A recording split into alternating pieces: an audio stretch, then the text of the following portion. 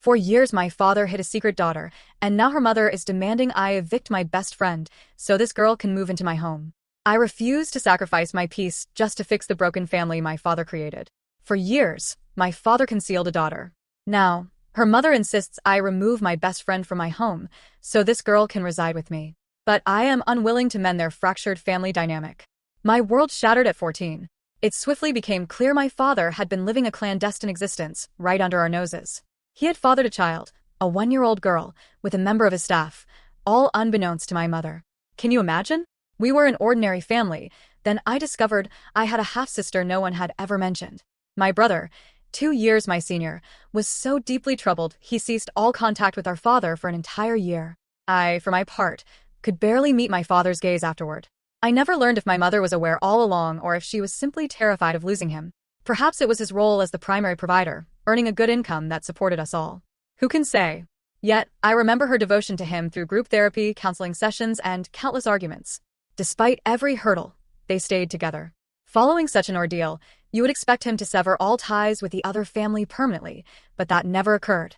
He ended his romantic relationship with Karen's mother, though she remained a close acquaintance. Strangely, my mother and this other woman seemed to develop a peculiar sister-wife connection. The whole situation felt bizarre. Every single holiday thereafter, Christmas, Easter, you name it, this woman would appear, fully aware my father was married, yet choosing to help him disrupt our family. Her young child, my supposed sister, would also be present. My brother and I were expected to embrace her as family. I simply could not. My brother took years to reconcile, missing many holidays. But when Karen turned 4, he had an unexpected change of heart. He decided, quite suddenly, to become her brother. He still refuses to engage with our father or Karen's mother, but he has inexplicably become Karen's protector. Maybe I sound resentful, but I have never viewed Karen's mother as anything other than a destroyer of homes. And Karen herself? She was a constant reminder of how everything had fallen apart.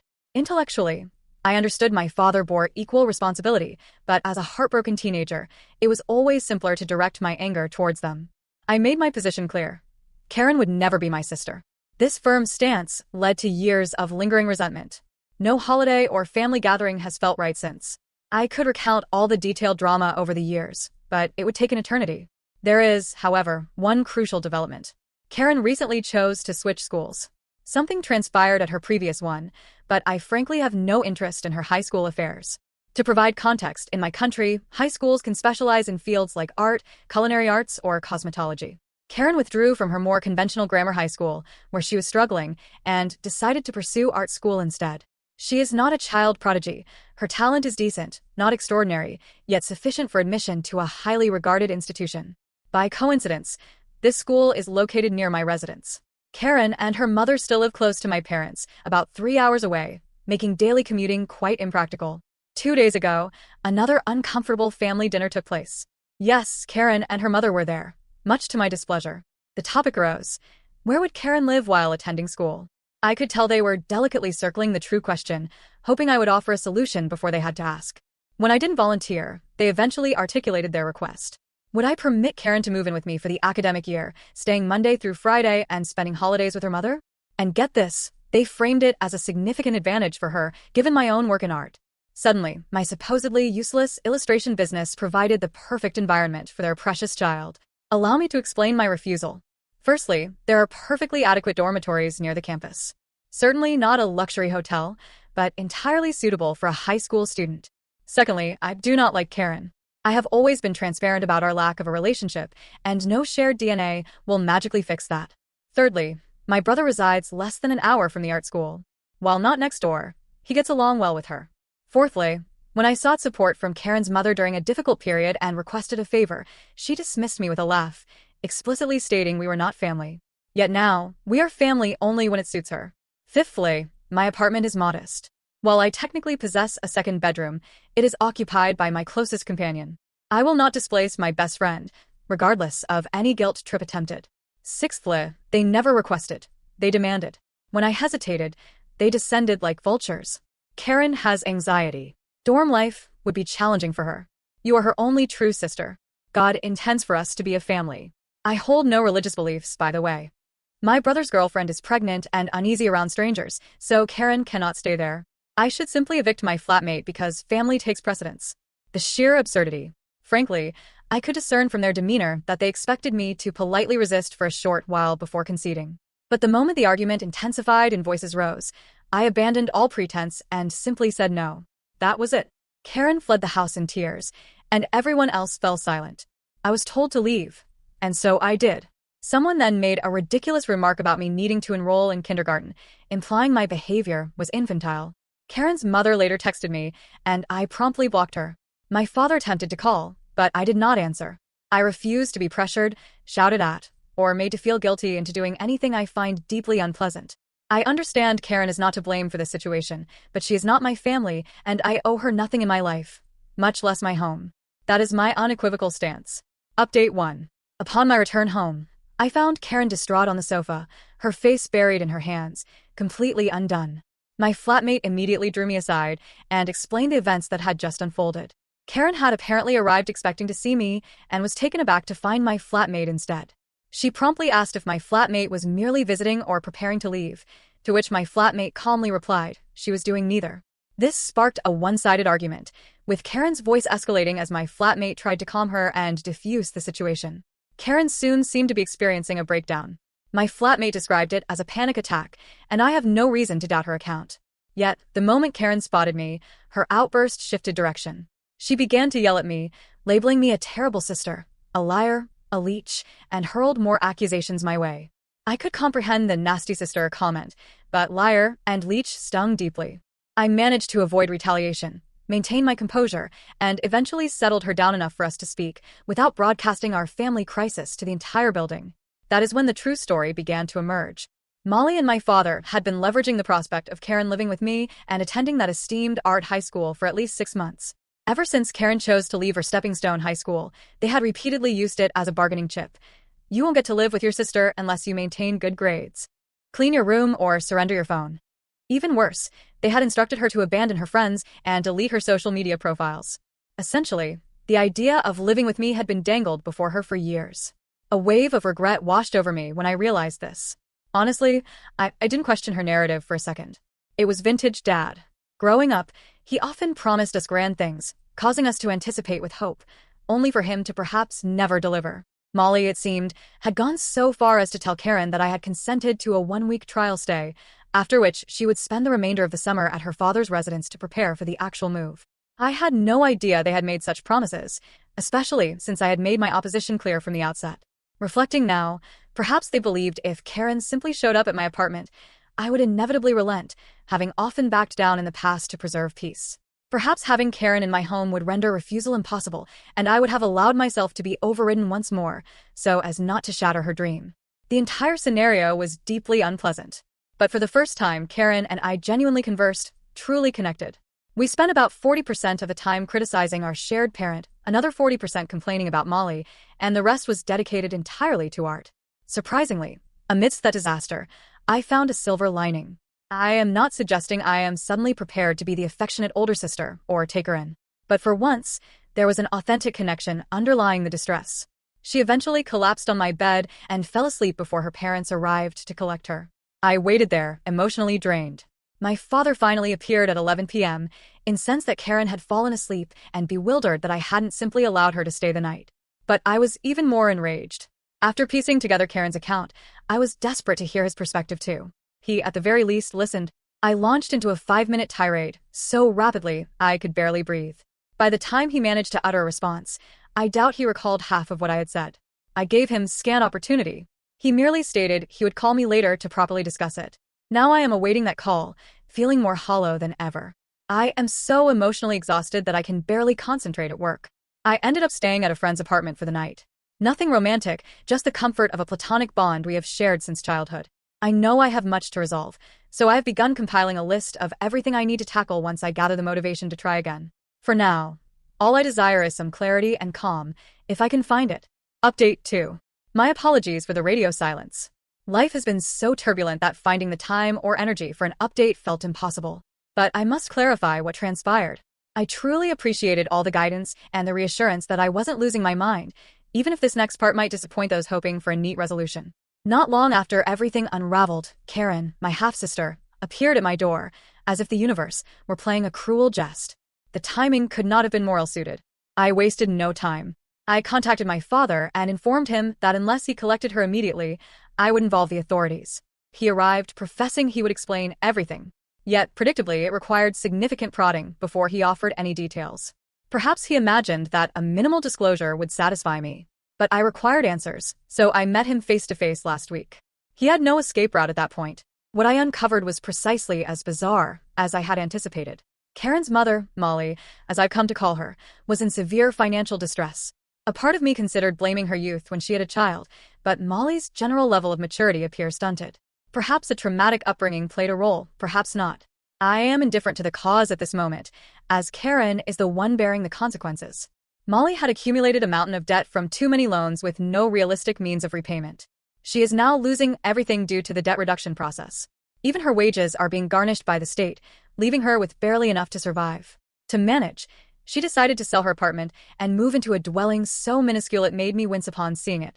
She had hoped to stay at my father's house, but thankfully, my mother had already established firm boundaries. Molly and Karen were not permitted to stay at their home for more than a week, only on specific occasions, such as when Molly's building was under construction. So, what was her strategy? To purchase this ridiculously tiny studio apartment and cram herself and Karen into the confined space. The underlying assumption must have been, perhaps someone else will intervene to assist. This is why I suddenly began receiving guilt-laden hints that I should take Karen in, as if that would solve everything. Despite my initial reservations, I allowed Karen to stay with me for a brief period. It was an utter catastrophe. Cohabiting with her proved impossible. I had never grasped the extent of her distress because I had never spent enough time with her to truly comprehend it. She suffered from night terrors, leaving my best friend, a naturally light sleeper with a physically demanding job, exhausted daily. Furthermore, Karen seemed to possess an aversion to cleaning and, to top it off, stole my watch. After that, I called my father and told him I would not tolerate this any longer.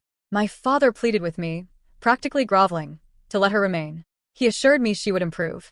But even if that were true, I was not prepared to endure the process. I drew a firm line. I would only consider housing Karen if she attended therapy. However, Molly, in her infinite wisdom, dismisses the idea of therapy. Of course. Frankly, I should not have been surprised. I expected my father to take responsibility and bring Karen in, but my mother was resolute. She flatly refused. This ignited a colossal argument, culminating in my mother suffering a panic attack and being hospitalized. That was the breaking point. Karen was sent back to her mother. Molly was furious with me, not with her own poor choices. According to her, I am the only person in the world capable of providing them a proper home, but I am simply too nasty, her word, to make space for them. To be honest, a part of me is genuinely upset, enraged at being put in this impossible situation. Then my brother intervened, rebuking me for not stepping up, despite owning a house himself. But naturally, he has a newborn which apparently exempts him from all responsibility while shifting it entirely to me. He had the audacity to argue that blood should be thicker than water. When I reminded him that my best friend lives with me, he implied my family connection was irrelevant in this context. Now, everything feels uncertain. My father consistently attempts to wear down my mother. When he isn't arguing with her, he directs passive-aggressive slights at me.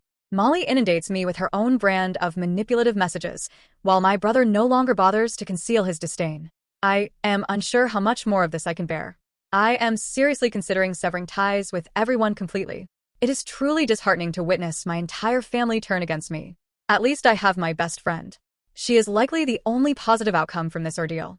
I still feel guilty for subjecting her to such exhaustion and for allowing my father to manipulate me for so long, but I am eternally grateful she remains by my side. Update 3. I had genuinely believed things could not worsen. I was mistaken. Last Tuesday, my closest friend arrived home from work looking utterly drained. Initially, I assumed it was merely another grueling day at her job. However, when she sat me down with that grave expression I had only witnessed twice in our 15-year friendship, my stomach plummeted. She had been receiving anonymous calls, always when I wasn't present. The caller would disconnect as soon as she answered, yet she could detect background sounds, a television, children at play. It was sufficiently unsettling that she had begun allowing calls to go to voicemail. Then, 3 days ago, Molly appeared at her workplace. My friend works at a veterinary clinic and Molly walked in, claiming a need to discuss urgent family matters involving me. She accosted my friend during her lunch break, launching into an irrational tirade about how I was turning everyone against Karen, how I was so self-centered and unfeeling. And this is where the situation escalated dramatically. Molly asserted my friend was enabling my cruelty by staying with me instead of making space for actual family. My friend, God bless her, told Molly precisely where she could put her opinions and threatened to summon security. But Molly was far from finished. She even had the audacity to offer my friend money, 2 months' rent, to temporarily relocate so Karen could occupy the room. When my friend declined, Molly's composure completely fractured. She began screaming that my friend was a parasite living off me, that she was probably sleeping with me anyway, and that no true friend would interfere with family. Molly had to be escorted out by security, but not before she loudly proclaimed, for the entire waiting area to hear, that my friend was a homewrecker separating sisters. My poor friend was mortified, especially since her employer and numerous clients had witnessed the entire spectacle. But here is where matters grew truly convoluted. When I confronted my father about Molly's actions, expecting a shock, he instead attempted to defend her. "She's desperate," he explained. "You must understand, she's losing everything." When I pointed out that harassment and workplace stalking are unacceptable irrespective of one's financial state, he had the nerve to claim that if I had simply assisted the family from the outset, none of this would have transpired. That's when it hit me. I asked him directly if he was aware of Molly's plan to harass my friend. The silence that followed was so prolonged I feared the call had dropped. Finally, he admitted Molly had mentioned she might reason with my flatmate personally. He did nothing to stop her. He knew she intended to ambush my friend at work, yet he remained inactive. I was too distraught to speak, but then he dropped another bombshell. Apparently, my mother has been experiencing what he termed episodes since the hospital incident. She has become fixated on the entire situation, staying up all night researching Karen's new school, and even contacting the admissions office, pretending to be Karen's guardian to inquire about housing options. My father seems genuinely concerned about her mental well-being. But instead of seeking professional help for her, he has been trying to resolve the issue by pressuring me to take Karen in. "If you just agree to let her stay for the school year," he added, "your mother could finally find peace. We could all move past this." The manipulation was so transparent that it evoked a laugh from me, a bitter, hollow sound that even startled myself. I explained to him that it was not my duty to improve my mother's mental health at the expense of my own serenity and safety. That's when he completely lost his temper. "Safety," he scoffed. "She's a 17-year-old girl, not a criminal. She's your own sister." "Half-sister," I clarified, "and not by choice." He then abruptly ended the call. 2 days later, my brother arrived at my apartment unannounced. I should have suspected something was amiss when he knocked instead of simply walking in, as he usually does. He looked weary. The baby has been keeping him awake, and his girlfriend is grappling with postpartum depression. I felt a flicker of sympathy until he began speaking. Dad had contacted him with a new proposal. My brother's house has more available space, and he supposedly has a better rapport with Karen, so perhaps she should move in with him. But here's the crucial detail: his girlfriend outright refused. She is already struggling enough, without adding a challenging adolescent, particularly one prone to night terrors and behavioral issues, to the household. Naturally, my brother decided it was all my fault. If I had welcomed Karen from the start, none of them would be enduring this stress. His partner would not be crying herself to sleep due to our father's pressure. Our mother would not be experiencing breakdowns. Everyone's problems would be solved if I simply did the right thing. I pointed out that he could have offered to take Karen himself months ago, but he just shook his head. "I never wanted her living with us," he told me. "But you live alone with just a friend. You have the space. You work from home. It makes sense." The sheer arrogance was astounding. When I reminded him that I had already attempted living with Karen, and it had been a disaster, he retorted that perhaps I hadn't tried hard enough. Maybe if I had been more patient, more understanding, more sisterly, I would have endured it. I countered by suggesting that if he was so concerned about family obligations, he could move his pregnant girlfriend and newborn baby in with Dad and Mom, thus freeing up his own home for Karen and Molly. The look on his face was priceless, sheer terror at the notion. "That's completely different," he exclaimed. "I have a family to consider." "So do I replied. "My chosen family, my friend who has stood by me through everything, while you all demand I discard her for someone who stole from me." He left after that, but not before informing me that I was being selfish and would eventually regret pushing everyone away. Perhaps he is correct. Perhaps I am selfish. But I am exhausted from being the family's scapegoat, the one everyone expects to sacrifice her happiness and stability to maintain harmony. I am tired of being guilt-tripped, manipulated, and having my boundaries repeatedly violated. My friend and I have begun searching for apartments in a different part of the city, somewhere my family is unaware of. I haven't informed them yet, but I believe I am done with all of them. The saddest part is, I genuinely feel terrible for Karen. None of this is truly her fault. She is merely a child caught in the throes of adult chaos. But I cannot rescue her without destroying myself. And I have finally accepted that it is not my responsibility to try. Update 4. I never imagined I would find myself back here, composing another update, but life possesses a truly dark sense of humor. Our search for a new apartment did not progress as anticipated. It turns out that securing a suitable, pet-friendly home within our budget, my friend, Anna, has a cat, which I neglected to mention, is far more challenging than we'd conceived. However, this is the least of our current troubles. 3 weeks ago, Anna returned home looking as though she had encountered a specter. I was on a client call when she burst through the door, so I had to conclude it swiftly before she could relay what had occurred. She had been at the grocery store when she bumped into Maris, my brother's girlfriend. Maris apparently looked dreadful. Dark circles, disheveled, the whole 9 yards. Following what should have been a polite greeting, Maris dissolved into tears right there in the cereal aisle. Between sobs, Maris confided everything to Anna. My brother had been relentlessly pressuring her to reconsider taking Karen in. He arrived home daily with fresh arguments. Karen's grades were plummeting. Living in that cramped studio with Molly had made her depressed. It was only a temporary arrangement until they sorted something else out. But Maris was already struggling to stay afloat with the baby and her postpartum depression. The mere thought of adding a turbulent teenager to the mix filled her with dread. Now, here's where things take a deeply unsettling turn. My brother had supposedly told Maris that I had largely agreed to host Karen, merely being particular about the practical details. He made it seem as if I were playing games while a child was suffering. Maris felt awful about refusing because, from her perspective, I was already willing to assist, only needing the right persuasion. Anna, bless her heart, immediately set the record straight.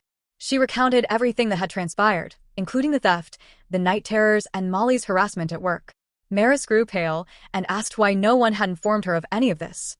That's when Anna realized my brother was fabricating different versions of the story for everyone, twisting the narrative to elicit sympathy and guilt. But wait, it gets even worse. Maris apologized to Anna before sharing something that sent a chill down my spine. I just wish I understood why he's so desperate to help her now, when he completely ignored her for years. When Anna asked for clarification, Maris explained that my brother had been having clandestine phone conversations with someone, constantly stepping outside or retreating to the garage. She assumed it was work-related until she overheard a snippet of a call last week. She remembered him saying, "I know, but I can't keep doing this forever, and she doesn't suspect anything, but the guilt is killing me." Maris confronted him that very night. He broke down and confessed he had been sending money to Molly, not just recently, but for years. Molly had apparently contacted him shortly after Karen's birth, alleging financial hardship and claiming my father wasn't providing adequate support. My brother, feeling remorse for initially rejecting Karen, began sending her money monthly. Small amounts at first, then gradually increasing as Molly's demands intensified. The real shocker? Molly had been telling him that Dad was unaware of these payments, insisting they remain hidden because Dad was already doing so much. She painted herself as a struggling single mother too proud to seek additional help from Dad. My brother fell for it, most likely because it allowed him to feel like a good brother without needing to cultivate a relationship with Karen. But this is where the plot veers dramatically. Maris delved into my brother's bank transactions and discovered he had sent Molly over $15,000 in the past 3 years. $15,000 that ought to have been allocated for their home, wedding, and baby preparations. Maris was furious, but my brother implored her to keep silent, claiming he was trying to rectify the situation. This explains his desperate efforts to have Karen relocate elsewhere. Molly had threatened to expose the payments to Dad if the installments ceased. She vowed to tell Dad that my brother had privately supported his daughter for years while publicly shunning her, making him appear a colossal hypocrite. My brother found himself ensnared in this blackmail scheme, and his solution was to pressure me into accepting Karen, thereby alleviating his own burden. Anna returned home with all this information, and I honestly had no idea how to process it. A part of me felt validated. I had sensed something was amiss with my brother's sudden change of heart. But primarily, I felt sickened. For years, this entire family has been steeped in lies and manipulation, one against the other. I decided to call Maris directly. She was initially hesitant to speak, but eventually, everything spilled out. She has contemplated leaving my brother over this. Not solely the money, though that was appalling enough, but the deceit, the manipulation, and the way he had made her feel guilty for prioritizing her mental health. She confessed she no longer recognized the man she married. That conversation profoundly altered everything for me. I realized my brother wasn't just being manipulative with Karen. He had been lying for years, just like our father. The apple truly doesn't fall far from the tree. I told Maris she deserved better, and that none of this was her fault. I also assured her that if she ever needed a temporary refuge to sort things out, my couch was available. Not for Karen or my brother, but for her and the baby if they needed an escape. She burst into tears, explaining how alienated she had felt, as if everyone in the family was against her for not taking Karen in. Knowing the truth behind my brother's persistence made her feel less crazy, but also more deeply hurt. The strangest aspect? She asked if I thought she should inform Dad about the money. I told her it was her decision, but my intuition suggested Dad was probably already aware. Call it a gut feeling, but the entire situation reeked of secrets within secrets. 2 days later, Dad reappeared at my door, but this time he looked defeated rather than enraged. He settled heavily onto my couch and declared, "We need to talk about your brother." It turns out I was right. Dad had been aware of the payments for several months. He had discovered them accidentally when my brother sent a payment confirmation email to Dad's address instead of his own. Apparently, their email addresses are quite similar, an autofill error. Dad confronted Molly, who then broke down and admitted she had been influencing my brother for many years. But here's the detail that made me want to scream. Dad had been permitting it to continue because it lessened his own financial obligation to support Molly and Karen. He was effectively allowing my brother to subsidize his mistake while simultaneously portraying himself as the benevolent figure attempting to unite the family. The web of falsehoods and deception is so intricate that merely contemplating it makes my head spin. Dad is exploiting my brother's guilt to evade his own responsibilities. My brother is using manipulation to try to coerce me into resolving his blackmail dilemma. Molly capitalizes on everyone else's guilt to fund her lifestyle. Mom is likely experiencing breakdowns because she senses all these deceptions, even if she is unaware of the specifics. And me? I appear to be the only one who has openly expressed a desire to remain outside this catastrophe, which somehow casts me as the villain. Dad asked if I would consider taking Karen now that I understood the complete truth. I genuinely laughed, a real, unforced laugh, and told him that discovering even more layers of deceit and manipulation did not make me any more inclined to participate. That's when he delivered the ultimate shocker. He and Mom are contemplating divorce. Mom found out he knew about the payments and feels utterly betrayed all over again. She's been staying at her sister's place for the past week. So, my brother's marriage is crumbling. My parents are on the brink of divorce. Molly is undoubtedly concerned about her source of income drying up, and Karen remains trapped amidst all this adult dysfunction. And I am still the bad guy for wanting to steer clear of the situation. I no longer know how to feel. Part of me wants to instruct everyone to resolve their own issues and block all their numbers. But another part of me, likely conditioned by years of familial guilt, wonders if I should attempt to help in some capacity. Anna believes I should keep a significant distance from all of them. She is undoubtedly correct, but it is difficult to watch your entire family collapse, especially when you realize they brought it upon themselves. I suppose we will simply have to see what transpires.